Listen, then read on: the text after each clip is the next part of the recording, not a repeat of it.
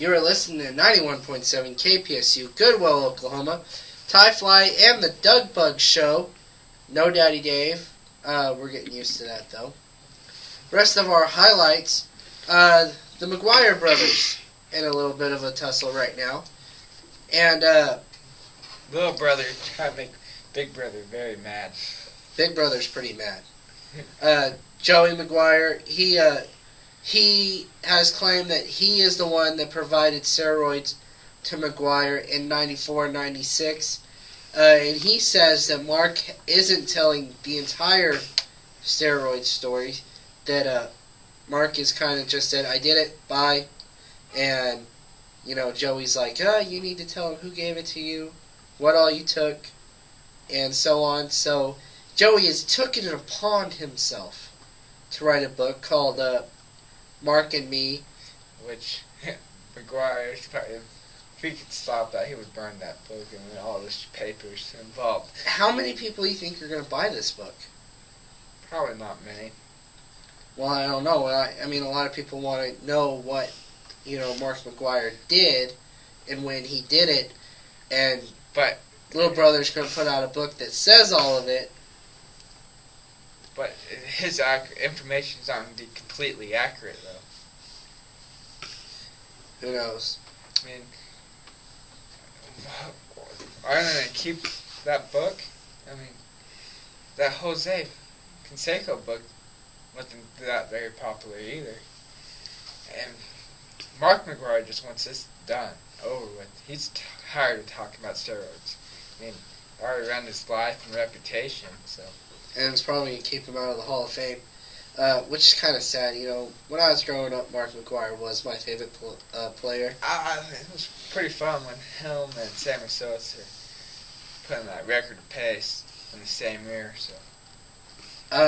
Hummel out for the season for Purdue, and we talked about this. This is a huge loss for the Boilermakers. They went from a highly likely to get a number 1 seed in the tournament to probably falling out of contention to like a 6th or 7th seed, because he's their player. If he's hurt, they're not going to win many games. Well, I don't think that they're going to fall out as bad as you say they will. If they went out, they'll remain a number 1 seed. I mean, they've had the season to be there.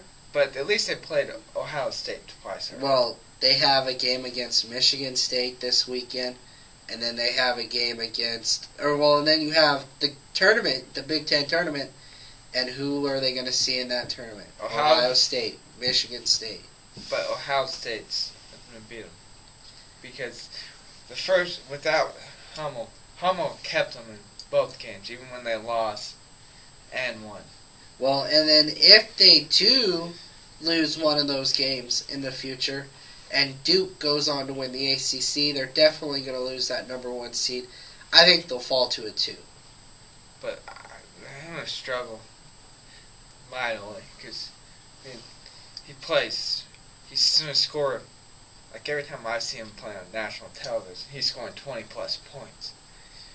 Plus, all his defense. So let's talk about the number 1 seeds. The possible number 1 seeds. We see Kentucky going ahead and getting 1. Kansas going ahead and getting 1.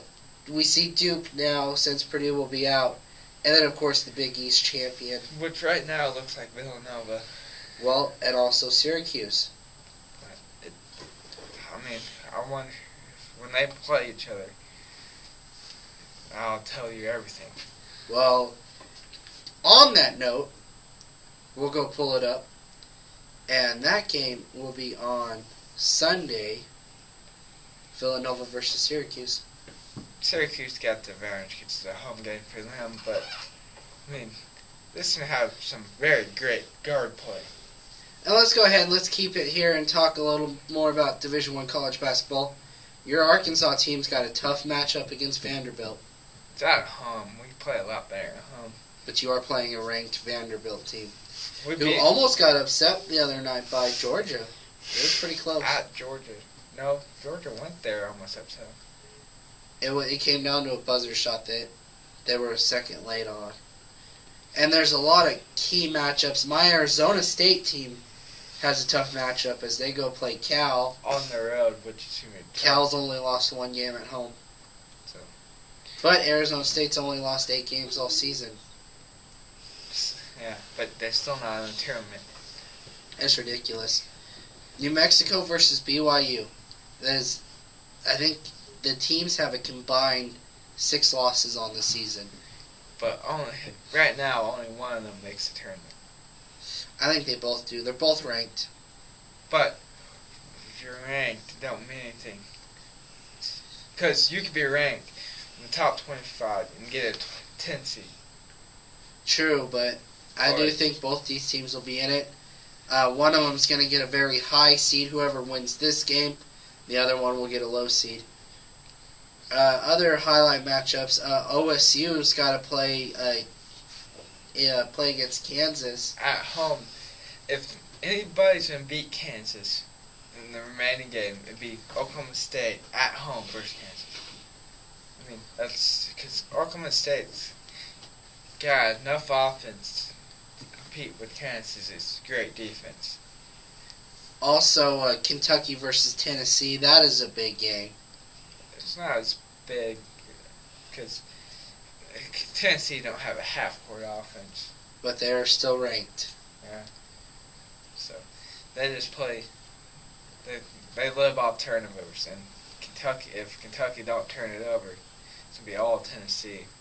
That is some of our quick college basketball games we're looking forward to this weekend. A professional game I am looking forward to, and I totally wish Daddy Dave was here, and hopefully he watches our video of this, because I am going to talk so much smack right now. It's going to be ridiculous.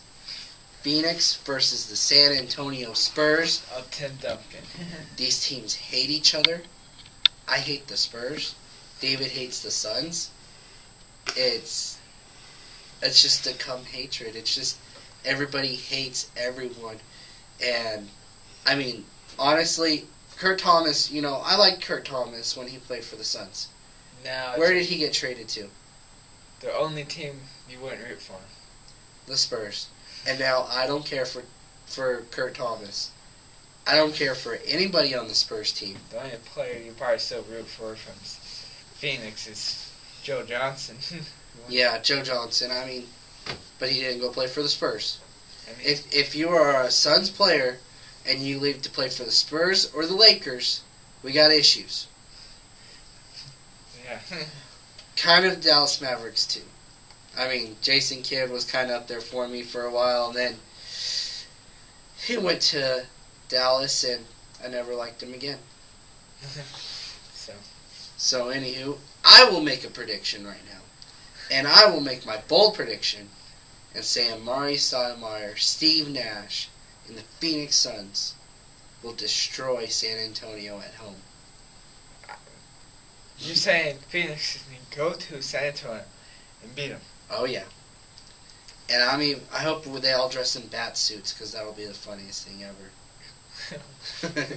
How about they put their Superman costumes on and play like that? And our last topic we got up here on our headlines, running backs, old running backs, got cut this week, Westbrook and LaDainian Tomlinson. Where do they go? I mean, they need to go to a team with a good offensive line for run blocking, which there's not many good options because most elite teams have a great running game. I mean, well, I think Buffalo might take a shot at one of these guys. Buffalo might, even though they had a 1,000-yard rusher. Cincinnati might take a close look, but they don't need running backs. Because Cedric mentioned it so well. Then the Seahawks like to take shots with old running backs too. But which one? I think they'll go for LT because they've seen him more often on the West Coast. I mean, LT wasn't really his fault this year in running. They just can't block. So. Well, already that hits our 10-minute mark once again. And so we're going to play some songs. One of my favorite songs coming off The Offspring. You're going to go far, kid.